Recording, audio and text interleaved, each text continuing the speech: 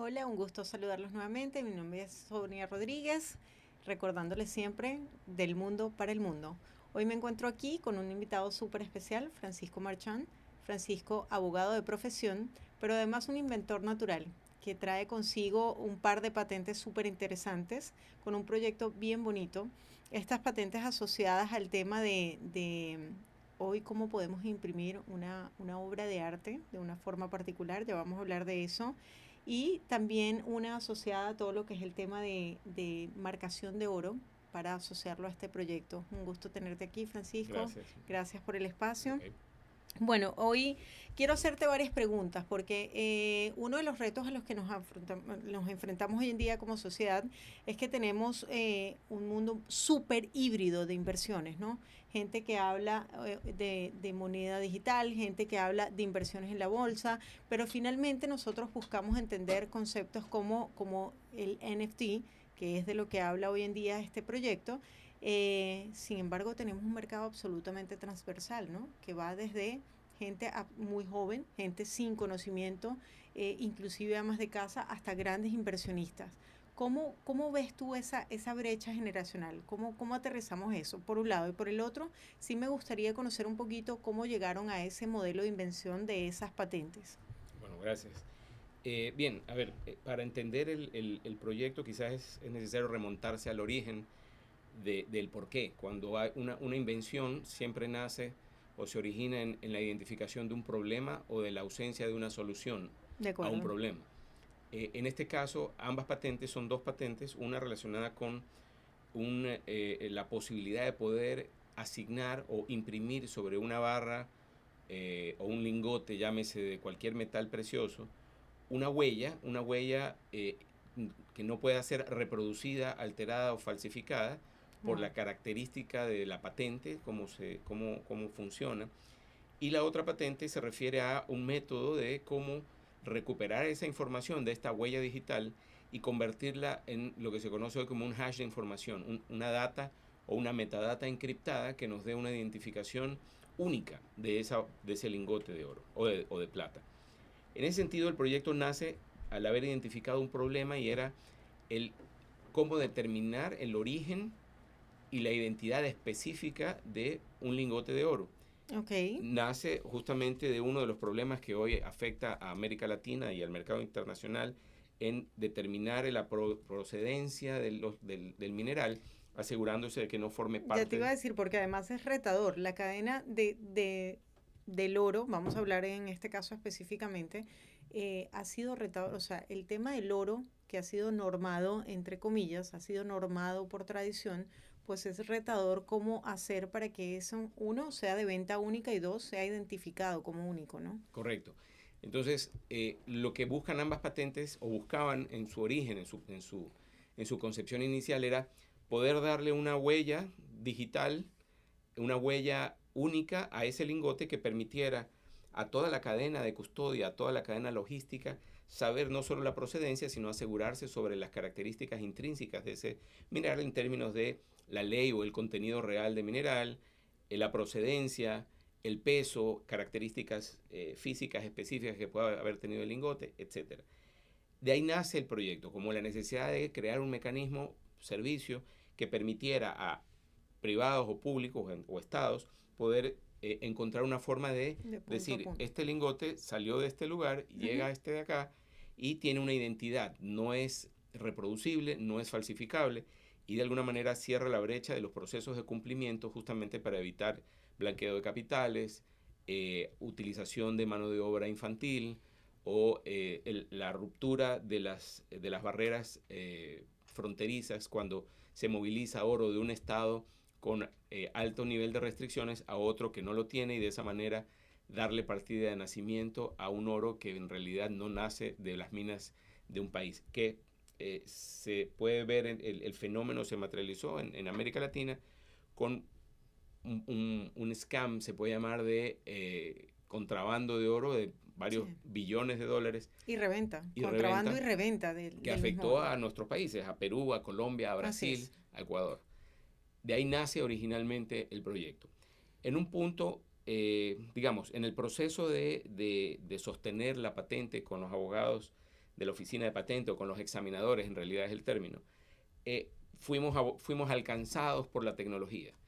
En ese momento, por la naturaleza o los claims de la patente o de las patentes, ya señalaban que uno de los mecanismos para asegurar la inmutabilidad de la información era el uso de la tecnología de blockchain. Blockchain, desde su expresión más pura, es decir, utilizar la metadata que se originaba a través de la captura de esta información de los lingotes para que ésta sea subida a un framework de blockchain de tal manera que fuera infalsificable, inamovible, y trazable. inmutable y trazable. Y trazable. Déjame tratar de traducir un poco porque mucha audiencia que nos puede estar escuchando no necesariamente sabe el concepto de blockchain, pero blockchain es técnicamente un concepto que hace que finalmente se generen bloques de información que te permiten hacer identificable algo y trazable la ruta de algo, que en este caso puede ser el oro, pero que más adelante nos vas a contar cómo eso se empalma con otras cosas como el arte, ¿no? Correcto. En ese momento, como te decía, nos alcanzó la tecnología y cobra mucha vigencia y popularidad el tema de los NFTs, los Non-Fungible Tokens, que es un protocolo de la plataforma Ethereum, en el cual de alguna manera se le daba identidad, se le daba valor a aquellos activos no fungibles, principalmente relacionados con expresiones artísticas. De ahí nacen pues una serie de proyectos que hasta hoy, hasta hace poco, antes del crash de las criptos, prácticamente a diario aparecía un nuevo NFT que era una expresión, digamos, gráfica con componentes lúdicos, estéticos, de algo que existía en el mundo virtual, más no en el mundo físico. Porque uno de los retos que yo veo principalmente, y aquí como conocedora del área financiera, es que se tiende a confundir y de hecho hoy en día se habla de un NFT asociado a una obra de arte y no es preciso. El NFT, lo primero que tenemos que entender es que es un conducto financiero. Correcto. No necesariamente la obra, solo el conducto. Una de las características esenciales de esta nueva concepción de negocio es ver a la tecnología como una herramienta, como un vehículo y no como un producto. Es correcto. En este sentido, el NFT para nosotros es simplemente un vehículo, una herramienta de la cual nos vamos a servir utilizando la tecnología de blockchain para poder acreditar la titularidad, la propiedad y la procedencia de una determinada activo de información. Entonces, retomando la idea original, a nosotros nos alcanza la tecnología del NFT y los lingotes de oro en su primera expresión, es decir, antes de llegar a su destino final en las grandes refinerías acá en Estados Unidos o en Europa, son NFTs, son activos no fungibles. ¿Por qué? Porque el oro cuando sale de África, de Rusia, de América Latina, sale en una composición, en una aleación diferente de diferentes aleaciones de minerales. Generalmente el oro sale con porcentajes, los lingotes salen con porcentajes del 87, 80%, y el resto del peso está asociado a otros minerales, plata, cobre, antimonio, molibdeno, etcétera. Ese oro luego es llevado a las refinerías y de ahí se obtiene el oro que entra al mercado mundial, digamos, que es un oro súper refinado. Entonces, de alguna manera identificamos que el producto que nosotros estábamos entregando era un NFT, era un non-fungible asset, si tú quieres, y que había la posibilidad de convertirlo en un token en su expresión, digamos, moderna de ser una representación de valor de algo, como un NFT. En ese momento ya el mismo concepto del NFT estaba asociado al arte y dijimos, bueno, ¿qué pasa si yo puedo unir ambos valores? Tomo el valor real, material, palpable y tangible de un lingote de oro y tomo el valor subjetivo, un tanto abstracto, un tanto discrecional de una obra de arte y los fusiono. ¿Los fusiono cómo? Digamos, ese es otro de los conceptos un tanto complejos de entender. Es a través de los protocolos que me da la tecnología, en este caso el RC720, el RC721, que son protocolos de la plataforma o la red Ethereum, en donde yo puedo crear a través de contratos inteligentes de un lingote y un contrato inteligente de una obra de arte, fusionarlos y obtener un nuevo contrato donde está atribuido tanto el valor en mineral como el valor de la obra. Ahí te hago una siguiente pregunta porque cuando hablamos de arte, hoy en día en mi mundo tengo claramente definidas tres vertientes, ¿no? El arte que nosotros conocemos por tradición, que por cierto ha sido reconocido como un instrumento financiero poderoso de los más antiguos del mundo, está estos artistas contemporáneos que hoy están saliendo, pero también está el arte digital. Dejo eso por allí para plantearte y luego unirte la pregunta. Y luego está todo este concepto del oro, que además le da un piso importante hablando financieramente al proyecto. ¿A quién va dirigido esto? Porque o sea, tienes una brecha gigante, gigante. Cuando nosotros hoy en día hablamos de plataformas de inversión como el tema del NFT, como el tema de la moneda digital, inclusive hoy en día las inversiones en bolsa, bajaron su target para que cualquier persona pudiese involucrarse en este mundo. Pero tenemos dos mundos totalmente contrarios, ¿no? La gente absolutamente joven, creyente de unas obras digitales, para irnos al arte puntualmente, que inclusive nunca las tienes físicamente, y ahí nos vas a contar de la segunda patente, porque está hecha precisamente para que la gente pueda hoy en día verlas.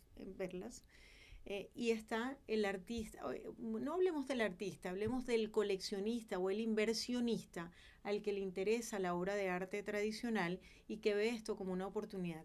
¿Qué ocurre con esos dos mundos, esas dos brechas generacionales que tienes allí? Probablemente uno de los retos más complejos y difíciles en un emprendimiento, llámese como emprendimiento, startup, utilizando la terminología actual, es definir o poder acotar realmente qué es lo que vamos a vender, qué es lo que vamos a ofrecer, o en este caso, qué problema vamos a solucionar. Y dentro de esa estructura de temas a resolver estaba quién es nuestro cliente o quién va a ser nuestro mercado objetivo. En este caso, nos enfrentamos a la posibilidad de, por ejemplo, crear un producto o servicio asociado a darle mejores beneficios a los artistas ante la posibilidad de poner, no solo darle trazabilidad a su obra, no solo agregarle valor de manera discrecional a su obra, sino también poder de alguna manera asegurarse de que en el proceso transaccional de segundas ventas de una obra, él pudiera ser beneficiario de esa retribución, digamos, revolving o permanente de cada vez que una obra se vende, un valor de esa venta regresaba al artista o al galerista. Eso se evalúa en algún momento, no ha sido descartado, pero hoy, ante la cantidad de variables a la que nos enfrentamos, se escogió identificar un solo mercado objetivo, que es el mercado de los inversionistas, el mercado del broker de inversión, en donde lo que identificamos es la necesidad de la banca de inversión de crear un portafolio atractivo para sus clientes, en donde existe una diversificación, existe una variedad de opciones. En la mayor parte de estos portafolios existe un segmento asignado al arte. Pero ahí se enfrentaban a esta gran pregunta: ¿y qué arte y quién le asigna el valor al arte? Finalmente no deja de ser una atribución discrecional del consenso de los especialistas. De una obra puede costar 1 o 10.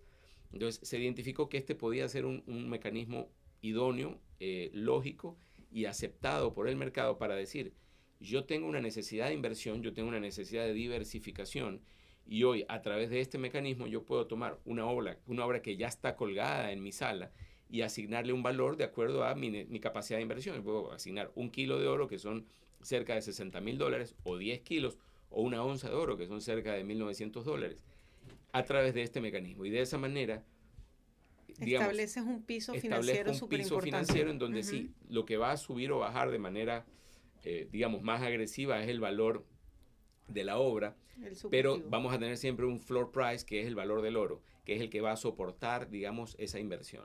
Entonces, nuestro mercado objetivo, nuestra clientela, pasa a ser la banca de inversión como un mecanismo para mejorar la calidad de sus portafolios y la diversificación de sus portafolios. Total, porque además estás mezclando lo que te decía, el arte es por tradición una plataforma financiera, por tradición, o sea, cuando nos vamos a ver la historia de lo que ha sido el arte, pues las transacciones que se han cruzado en el mundo han sido millonarias, ha sido utilizada, ¿no? como una identificación de poder, de inversión, de dinero, etcétera, pero también el oro. Entonces estás mezclando lo mejor de dos mundos que son un boom, pero que lo estás además transando por una plataforma financiera que es súper novedosa. Entonces es absolutamente disruptivo, ¿no? Correcto, sí, bueno, siempre hay algo que inventar, digamos, en este caso es la fusión, te diría, del old school, la vieja escuela, con la nueva escuela, que de por sí ya ha sido un gran reto, porque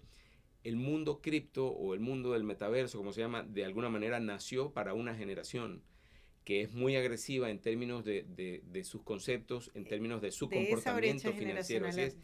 es. Ujú. Y lo que estamos haciendo hoy es tomar a la vieja escuela de gente que está por sobre los 30, más cercanos a los 40 en adelante, y explicándole que esa tecnología que en este momento tiene, digamos, está siendo un poco atacada por los efectos del mercado, pero que esa tecnología tiene elementos rescatables valiosísimos Valiosísimo. que De pueden acuerdo. formar parte, pueden de alguna manera ayudarnos a soportar los viejos procesos de financieros para acreditar valor, para darle seguridad a una transacción. De acuerdo. Entonces, el reto ha sido también poder fusionar esos dos mundos.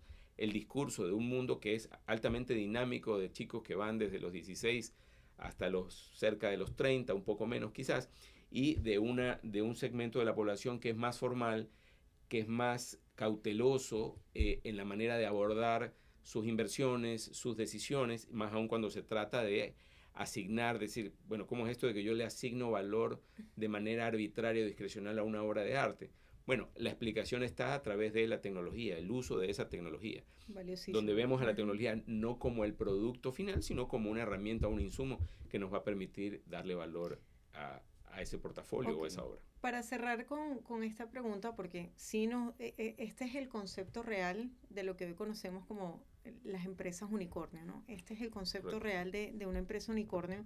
Para cerrar, quiero traer sobre la mesa esta segunda patente. Nos hablabas que, o bueno, me contabas a mí fuera de cámara, que esta patente es de impresión y lo que hace es lograr aterrizar que esa brecha generacional que tienen los jóvenes hoy en día de tener solamente un NFT que está aquí plasmado en digital y que no necesariamente lo puedo ver en mi sala, yo pueda darle ese atractivo a la generación de la vieja escuela Sí. que quiere meterse en este mundo, pero que sí quiere ver su obra de arte allí. Bueno, ahí debo hacer una aclaración. No se trata precisamente de una patente, se trata de una adaptación de Ok, tecnología ya existente, ok.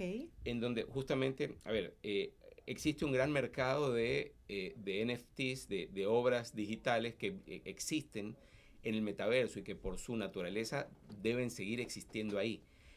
Para esta generación de la que hablamos un momento es un contrasentido, casi un insulto a la naturaleza, el pretender que una obra de esta sea de alguna manera desmaterializada en una Ujú, expresión física de un lienzo. Eh, a partir de eso surge entonces, bueno, si no la puedo imprimir en un lienzo, tengo que poder plasmarla de alguna manera. ujú. Entonces se encontró un mecanismo, digamos, también como parte de las tecnologías hoy de impresión, que es la sublimación. Es muy común la sublimación en un gran formato, en formatos grandes, sublimación sobre planchas metálicas, que entonces de alguna manera logramos Wow. conciliar y no agredir a esa forma de ver las cosas de esta nueva generación donde yo no voy a poner tu obra digital en un lienzo o en un Ujú. papel, lo voy a poner en un formato que es un poco más contemporáneo, más moderno y va a quedar plasmada o sublimada sobre una plancha en gran formato de metal. Súper interesante el proyecto. Bueno, Francisco, yo no tengo más preguntas. Agradecerte enormemente por el Gracias. espacio. Y bueno, esperamos poder seguir compartiendo y verlo. ¿Cuáles los próximos pasos de este proyecto? ¿Dónde se va a ver materializado este proyecto? Bueno, hoy el reto es poder llegar al Art Basel, que es finales de Finalizando el año, año. finalizando el año.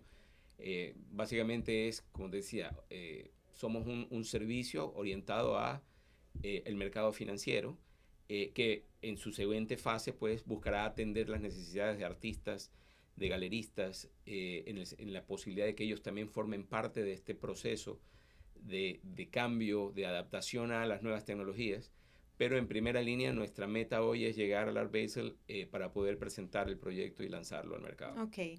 Bueno, agradecida entonces. Les cuento a todos que pues no lo presentamos al principio, pero este proyecto será conocido como IU Correcto. por la representación del oro.